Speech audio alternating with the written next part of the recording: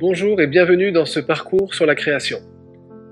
Le thème que nous abordons est celui du plan initial de Dieu. Au commencement, nous dit la parole de Dieu, Dieu créa les cieux et la terre. Genèse 1, verset 1, première parole de la Bible. Dieu créa les cieux et la terre. Voilà le plan de Dieu, le projet de Dieu.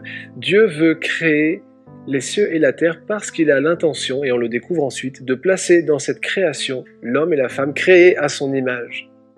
Pour y arriver, ça va prendre un petit peu de temps.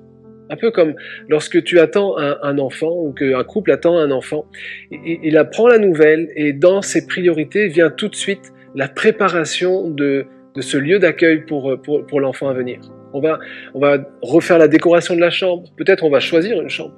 Et puis après, on va choisir les éléments d'aménagement, les meubles, on va choisir la table à langer, on va choisir le lit. Et puis quand l'enfant va arriver au bout de 9 mois, tout sera prêt pour bien l'accueillir. 9 mois de préparation pour un jour où il va arriver.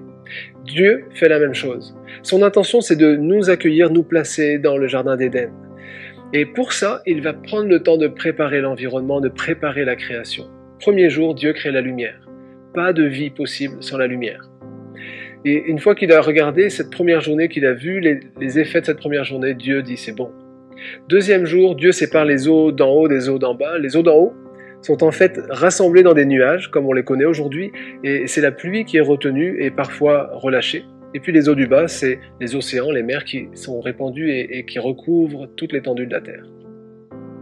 Le troisième jour, Dieu va faire sortir de cette masse d'eau du bas, de la mer, la terre. Et dans le même élan de création, Dieu va faire recouvrir cette terre de verdure, de végétation pour accueillir les êtres qui sont à venir, les êtres vivants. Mais avant que les êtres vivants ne soient créés, il y a le jour 4. Et le jour 4 voit se placer dans le ciel le soleil. Dieu fixe le soleil comme l'astre qui doit présider au jour et la lune comme l'astre qui doit présider à la nuit. Et là, tu te dis peut-être, mais comment il y a eu des jours avant si le soleil n'existait pas ?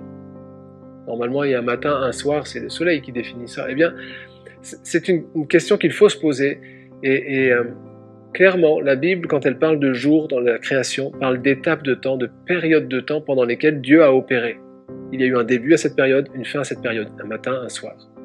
Mais les vraies journées, disons les journées telles que nous les comptons, les jours, n'ont été possibles à compter qu'à partir du 4e jour. 5e jour, Dieu crée les animaux marins, les poissons, etc., les mammifères marins qui remplissent les mers. Il crée également les oiseaux, de toutes sortes d'oiseaux et d'êtres ailés qui parcourent les cieux, qui remplissent les airs. Et puis le 6e jour arrive. Ce 6e jour est le jour où Dieu va créer les animaux afin qu'ils se répandent sur la surface de la terre. Et dans un deuxième temps, il va créer l'être humain. Il va le former à son image, le créer à son image. Clairement, c'est écrit, Dieu voulait que l'homme soit différent des autres êtres vivants, mais qu'il soit créé à son image. Il a donc fallu 5 jours et demi environ qui ont dû précéder le moment de la création de l'homme. Pourtant, c'était dans le projet initial de Dieu. C'est-à-dire que si Dieu était venu en disant « je vais créer l'homme et la femme », on aurait voulu qu'il le crée là maintenant. Mais très clairement, Dieu devait préparer les choses pour bien accueillir l'homme et la femme. Ce que ça te dit et ce que ça me dit, c'est que quand Dieu t'a fait une promesse, et il t'en a fait, peut-être une promesse même personnelle, pour ta vie intime, disons sentimentale, pour ta vie professionnelle, pour ta vie spirituelle, peut-être que Dieu t'a donné, t'a fait la grâce de t'appeler à une vocation particulière. Ok. Eh bien, ça ne veut pas dire qu'il va tout de suite réaliser son plan. Ça veut dire que ça, c'est la finalité de son projet. Mais accepte qu'il y ait 1 jour, 2 jours, 3 jours, une étape de temps, 2 étapes de temps, 3 étapes de temps qui vont précéder ce moment où Dieu va accomplir sa promesse. Non, Dieu n'a pas oublié sa promesse. Non, Dieu ne t'a pas oublié quelque part. Ou peut-être même tu penses que si ça tarde, c'est peut-être que tu n'as pas été à la hauteur et tu n'as plus la faveur de Dieu. Mets ça de côté. Ça prend du temps d'arriver au moment où Dieu dit c'est bon moment. Et si tu veux pour conclure, je dirais ceci. Chaque jour, Dieu a dit que, regardant ce qu'il avait fait, c'était bon.